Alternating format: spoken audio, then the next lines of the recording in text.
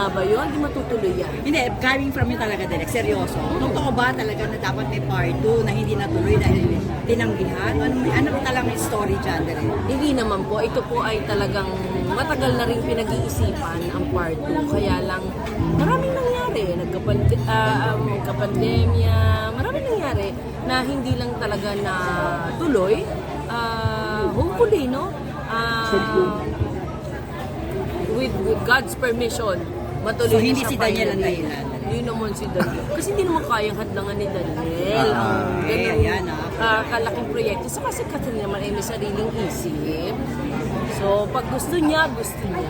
Ngayon, umugong nga kasi yan, Direk, dahil nakikita na ngayon, di ba? parang Magkasama may yung cut dalawa. din na, may palitan sila Nagkataon na. naman birthday nung tao. Huwag naman natin bigyan ng kulay. Sadya lamang kung hindi sila imbitado, hindi din ako.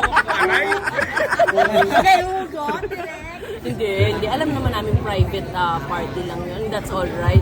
Parang nung kinasal lang ako, private din. So, kanya-kanya tayo. Walang problema sa ganun.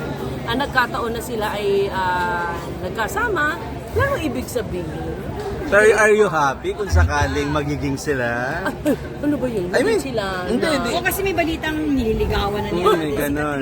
Ang bilis-bilis. Oo, yun na po. Hindi po ibig sabihin na nagkasama ay nagliligawan na po. Kami po madalas magkasama.